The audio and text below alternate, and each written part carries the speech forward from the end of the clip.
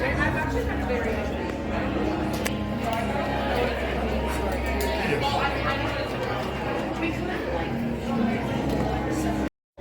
guests traveling by wheelchair, we ask you to enter the doorway to the far right and take a seat in the top row of the theater, which has been reserved for you and your buddies. Please no flash photography or video lighting at any time. As a courtesy to the guests around you, we ask that you silence sounds or mobile devices and convenience and quiet throughout the show. Thank you for your cooperation. We hope you enjoy the Hall of Presidents.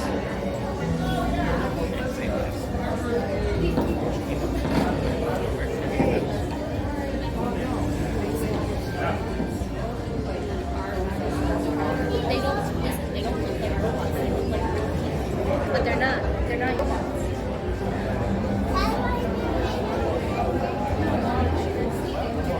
If they're real.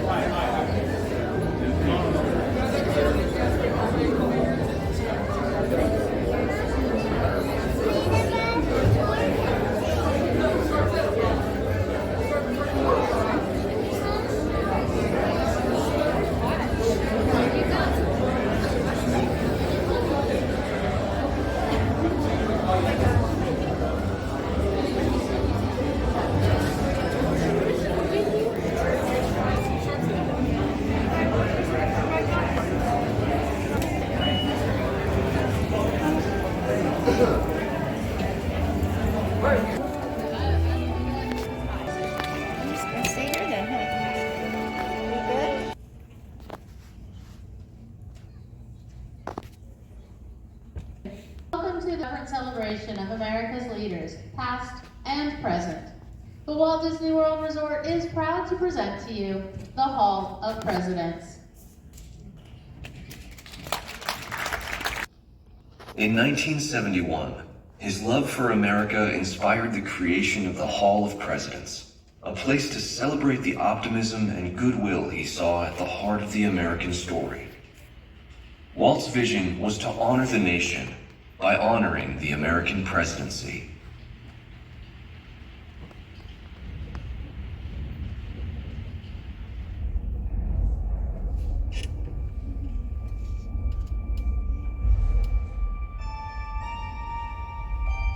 It is 1783, and the smoke is clearing in the wake of the Revolutionary War. Over the course of 8 grinding years, General George Washington has led a force of shopkeepers, farmers, and Native American allies to victory over the greatest military power in the world. A new nation has been born, independent and free. The founders must form a national government. In 1787, through months of passionate debate, they create a written constitution. For the country's highest office, they imagine something new in the history of the world. A leader not born to power like a king or queen. A leader who has not seized power through conquest. A leader not separate from the people, but elected by the people, from among the people. We, the people. This is a new idea, an American idea. The idea of a president.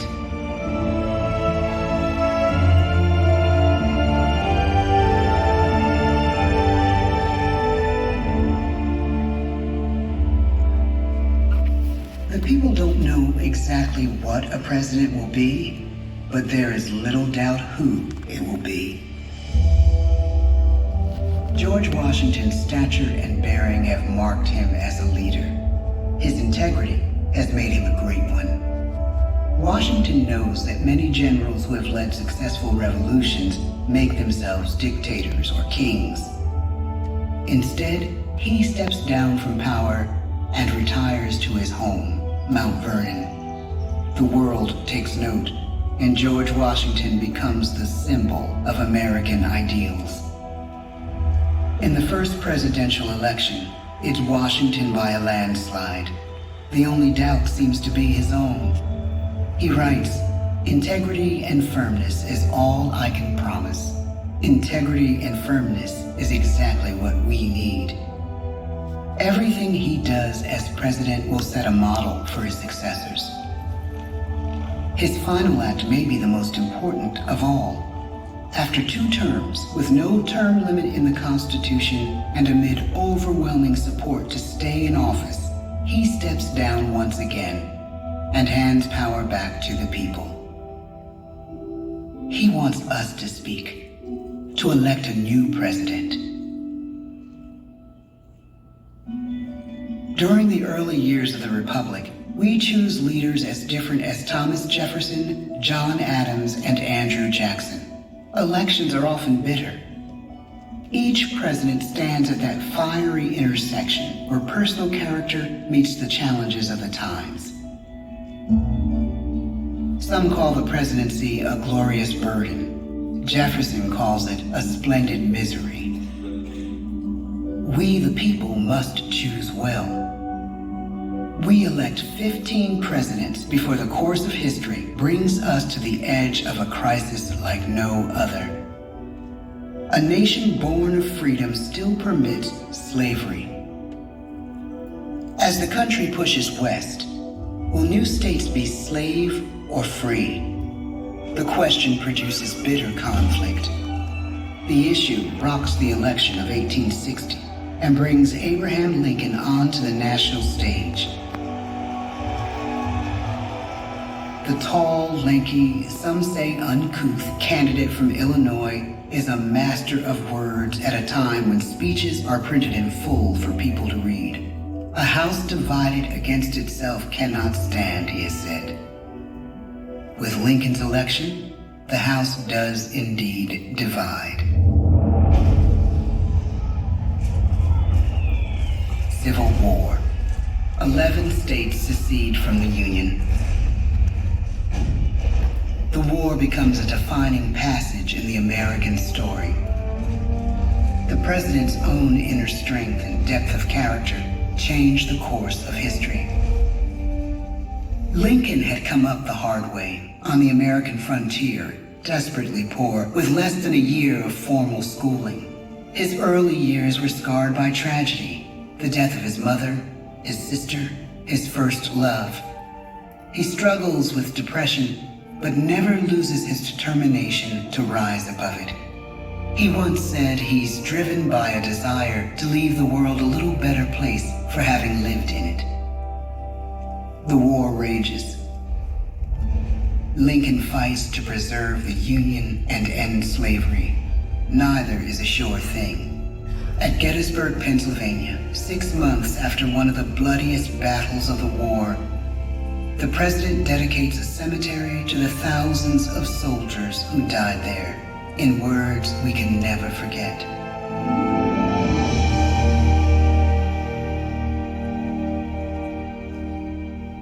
Fourscore and 7 years ago, our fathers brought forth on this continent a new nation, conceived in liberty and dedicated to the proposition that all men are created equal.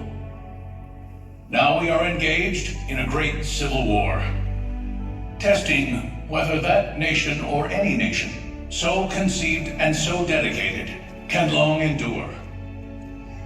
We are met on a great battlefield of that war. We have come to dedicate a portion of that field as a final resting place for those who here gave their lives, that that nation might live. It is altogether fitting and proper that we should do this. But in a larger sense, we cannot dedicate, we cannot consecrate, we cannot hallow this ground.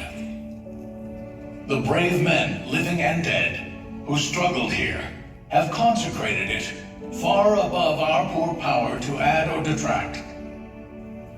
The world will little note, nor long remember what we say here, but it can never forget what they did here.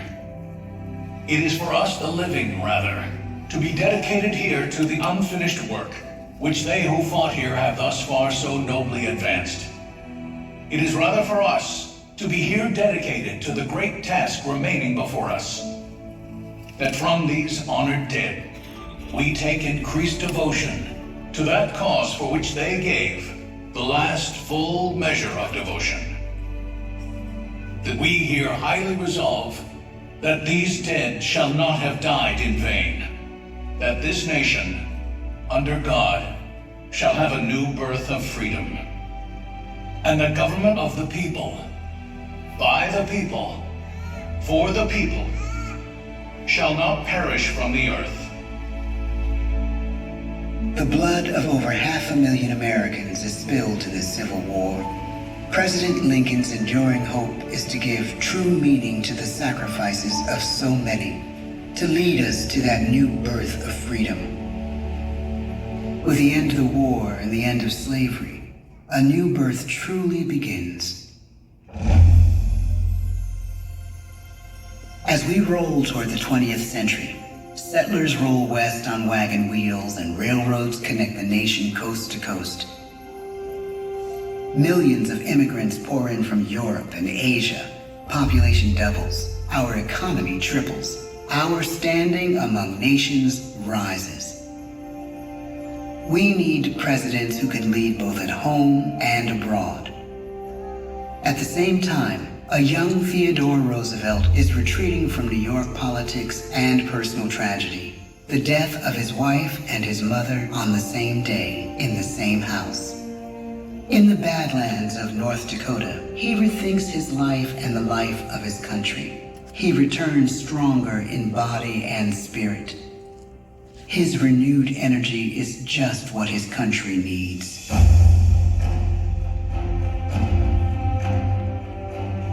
American industry is booming, but social tensions are rising.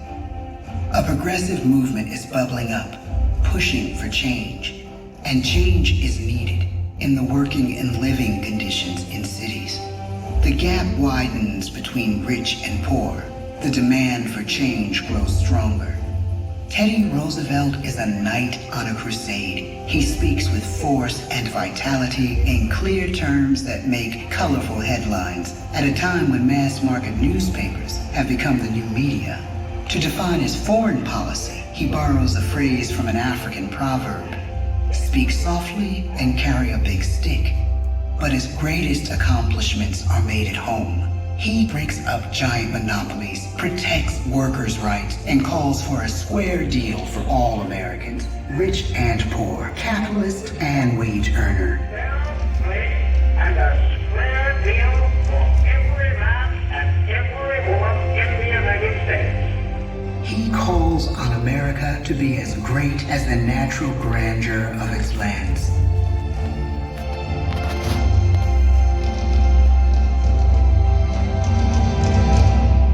Keep your eyes on the stars and your feet on the ground, he tells us. And we do.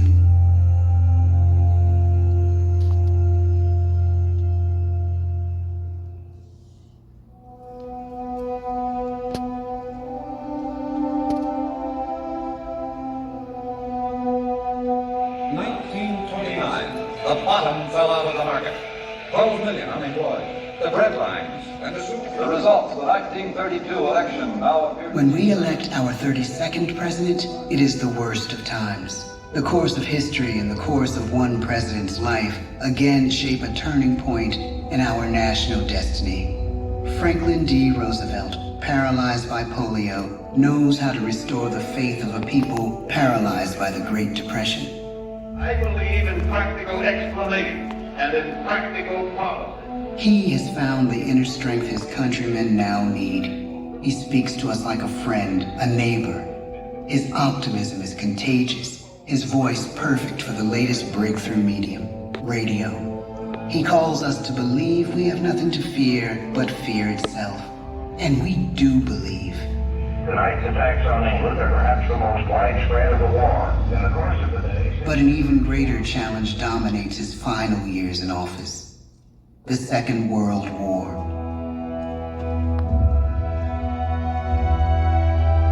We must be the great arsenal of democracy. This is an emergency as serious as war itself. We stun the world with our production. When bombs fall on U.S. troops in Pearl Harbor, he calls us to fight on the war front and sacrifice on the home front.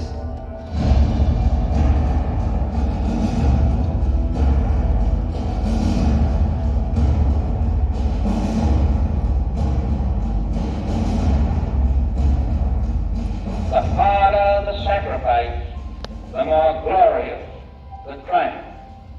So spoke America in the year 1776. So speak Americans today. The world changes. The country changes. And yet, in one sense, what we need most from our presidents has never changed. A guiding vision that calls forth the best that America can be. Will outer space be developed for the benefit of all mankind? Or will it become another focus for the arms race? The choice is urgent, and it is ours to make. Ask not what your country can do for you. Ask what you can do for your country. But really, it's all of us who must overcome the crippling legacy of bigotry and injustice. And we shall overcome. One of the agreements that President Sadat and Prime Minister Begin are signing tonight is entitled A Framework for Peace in the Middle East. Mr. Gorbachev, tear down this wall. You have lost too much, but you have certainly not lost America. I can hear you. The rest of the world hears you. Loving this country requires the willingness to speak out for what is right, to shake up the status quo. That's America. Our presidency is no longer just an idea. It is an idea with a proud history. Ladies and gentlemen, the presidents of the United States of America.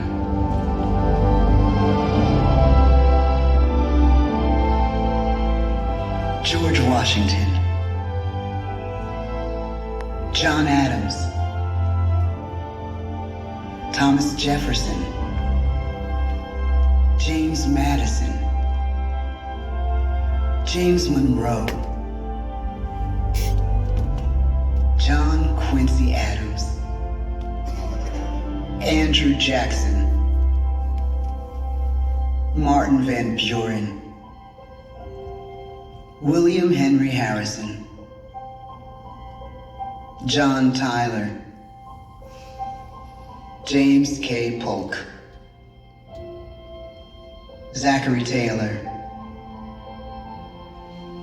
Millard Fillmore, Franklin Pierce, James Buchanan, Abraham Lincoln, Andrew Johnson, Ulysses S. Grant, Rutherford B. Hayes, James A. Garfield, Chester A. Arthur, Grover Cleveland, Benjamin Harrison, William McKinley, Theodore Roosevelt, William Howard Taft,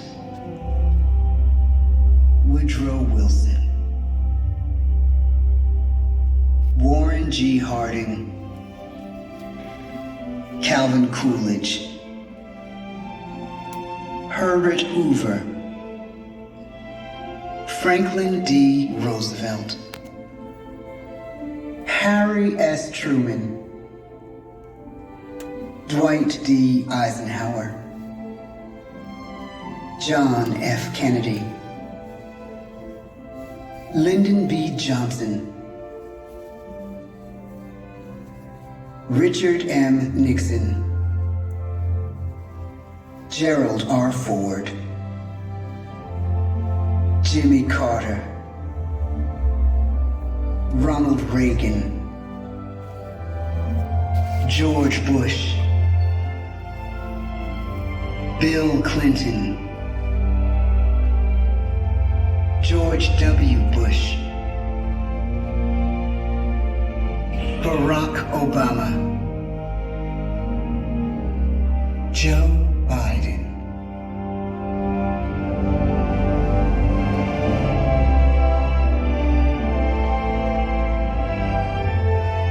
and now we come to the present. Once again, we place our trust in the idea of a president, as we have from the beginning. My fellow citizens, no event could have filled me with greater anxieties than that notification on the 14th day of April, 1789, that you had selected me to lead our nation. But it was with the confidence of my fellow citizens that I took an oath. 35 simple words that have been repeated by every American president throughout history.